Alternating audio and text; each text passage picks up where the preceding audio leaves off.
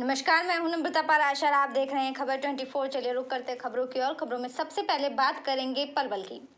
पलवल के पंजाबी धर्मशाला में able trustable trust के सहयोग से चलाए जा रहे स्वास्थ्य केंद्र का अवलोकन करने पलवल विधायक दीपक मंगला पहुंचे। इस मौके पर उनके साथ पूर्व मंत्री सुभाष कत्याल एवं पंजाबी सभा के अध्यक्ष डीडी मक्कड़ भी मौजूद रहे। एबल चैरिटेबल ट्रस्ट के सहयोग से पंजाबी धर्मशाला में चलाए जा रहे स्वास्थ्य केंद्रों का अवलोकन करने पहुंचे पलवल के विधायक दीपक मंगला और पूर्व मंत्री सुभाष कत्याल ने नेत्र विशेषज्ञ से अपने नेत्रों की जांच करवाई, जिसके उपरांत स्वास्थ्य केंद्र में चलाए जा रहे फिजियोथेरेपी सेंटर का भी उन्होंने अवलोकन किया। इस मौके पर मौजूद एबल चैरिटेबल के संस्थापक डॉक्टर प्रेम कुमार खुल्लर ने संस्था द्वारा समाज हित में दी जा रही स्वास्थ्य सेवाओं की विस्तृत रूप से जानकारी दी और बताया कि संस्था द्वारा जरूरतमंद बच्चों को शिक्षा, स्वास्थ्य, रहने और खाने की सुविधा पिछले लंबे समय से प्रदान की जा रही है। इसी कड़ी में पंजाबी धर्मशाला में भी स्वास्थ्य केंद्र की शुरुआत की गई है ताकि लोगों को बेहतर चिकित्सा सुविधाएं उपलब्ध कराई जा सके।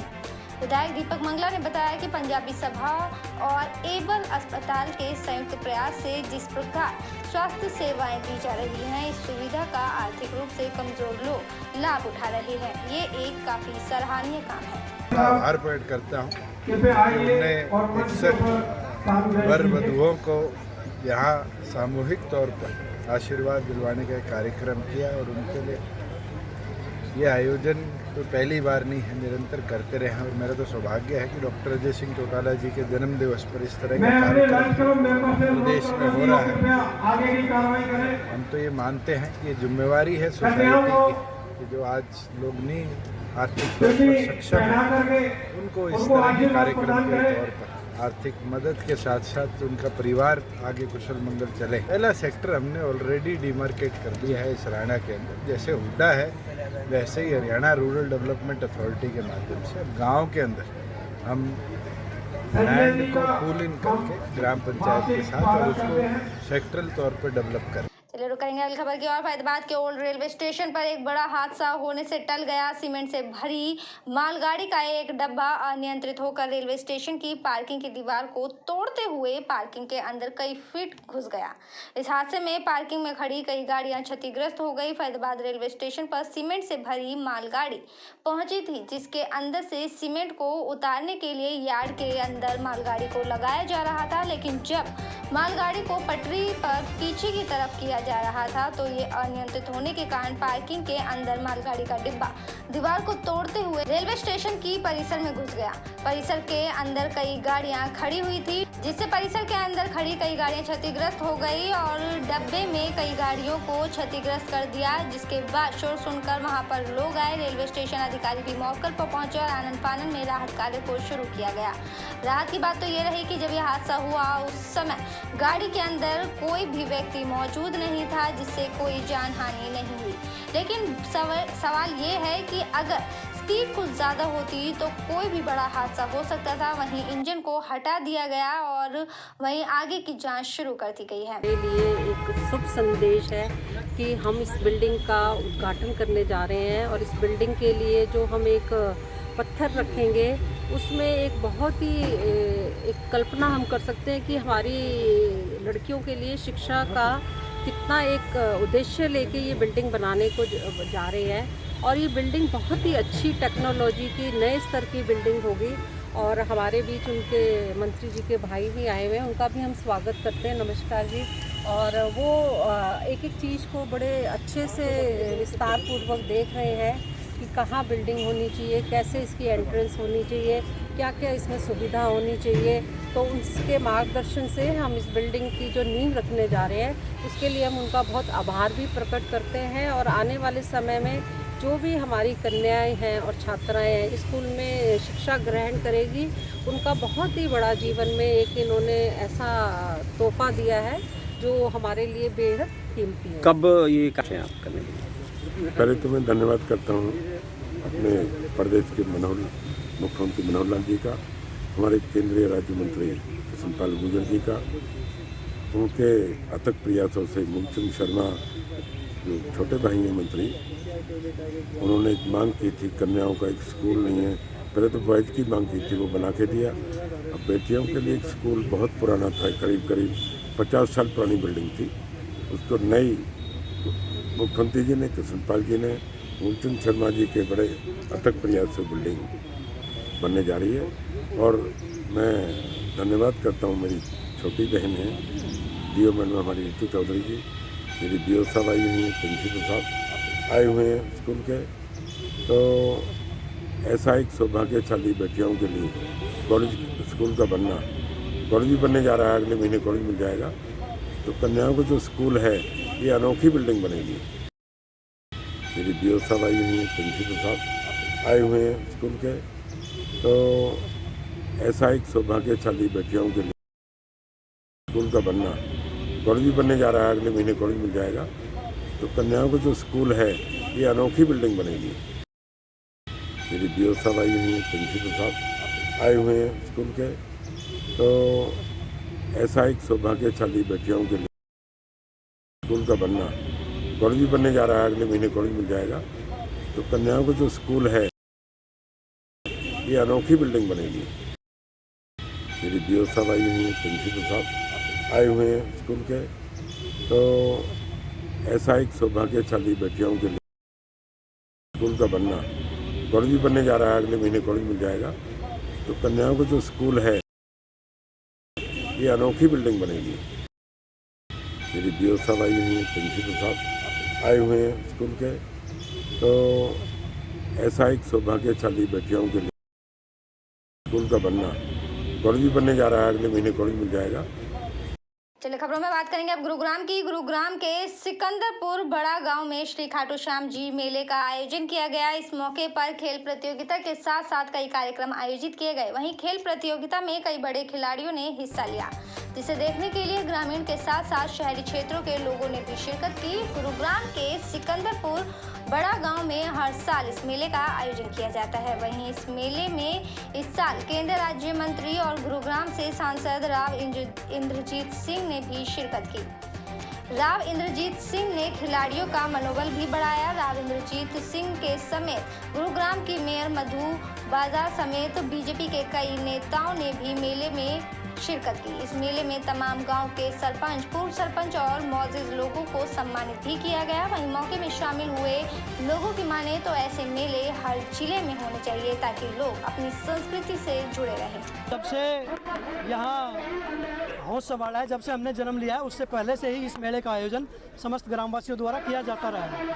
और आज इस मेले में अपने गुड़गांव से सांसद और केंद्रीय मंत्री राव इंद्रजीत सिंह जी और पटौदी के MLA सत्य प्रकाश रावता, जो कि चंडीगढ़ में व्यस्त होने के कारण उनके भाई ने आज शिरकत की थी, तो दोनों बतौर मुख्य अतिथि आज इस प्रोग्राम में, आज इस आयोजन में उन्होंने शिरकत की थी।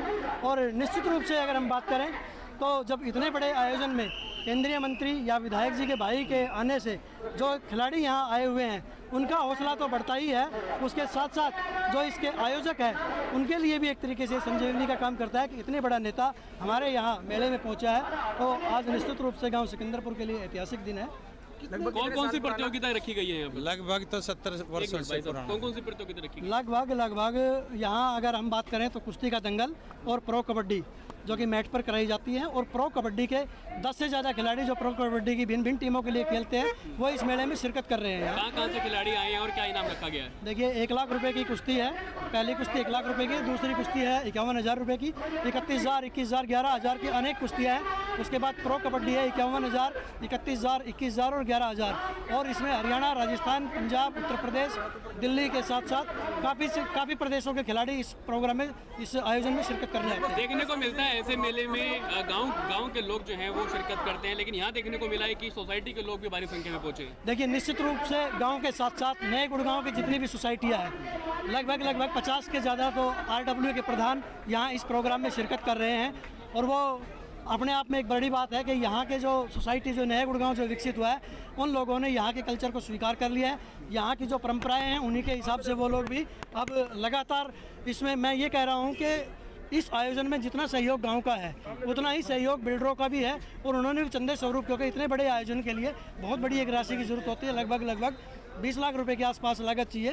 तो उसमें गांव के साथ साथ सोसाइटियाँ, यहाँ की RWA और इसके साथ यहाँ के बिल्डर सभी सहयोग करते हैं, तभी इतना बड़ा आयोजन ये श्री श्याम मंदिर सेवा दल कमेटी और समस्त ग्रामवासी और ग्राम पंचायत कर पाती है। क्या मानते हैं कि ऐसे मेलों से जो ग्राम के बच्चे हैं गांव के, उनको एक जागरूकता का संदेश मिलता है, अपनी संस्कृति से जुड़े रहने का संदेश मिलता है? देखिए, जब भी देश में खेलों की बात होती है, दुनिया में खेलों की बात होती है और जब मेडल टैली की बात होती है, तो हरियाणा पूरे देश का पहला ऐसा राज्य होता है, चाहे वो रहा है तो फिर से इतनी भारी तादाद के अंदर लोग आए हैं अब बाबा खाटू श्याम की जय बोल करके और कबड्डी देखने आए हैं।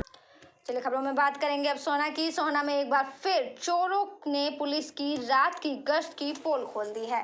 15 दिन में चोरों ने एक दुकान पर लगातार 3 बार चोरी की है। शिकायत के बावजूद भी पुलिस आज तक चोर का सुराग नहीं लगा सकी, लेकिन चोर लगातार दुकान में चोरी करके पुलिस की सुरक्षा पर सवालिया निशान लगा रहा है।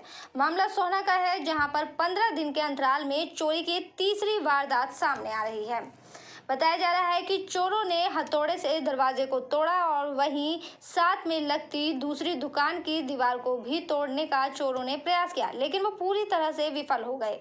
एक ही दुकान में बार बार चोर ताला तोड़कर बड़ी आसानी से सामान चोरी कर ले जा रहे हैं और आर्थिक नुकसान पहुंचा रहे हैं। ऐसे में पुलिस गश्त पर सवाल उठना लाजमी है।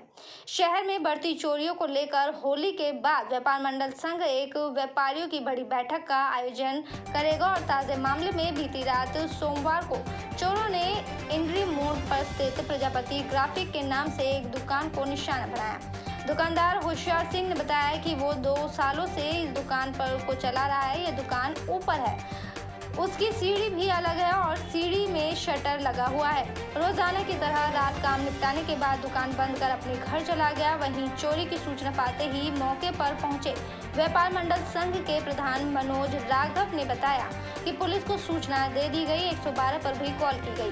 पुलिस मौके पर पहुंची और जांच पड़ताल शुरू कर दी गई है। थाना प्रभारी को फोन पर सूचना दी गई और बढ़ती चोरियों के मामले को लेकर जल्द व्यापार मंडल संघ होली के बाद एक बैठक करेगा।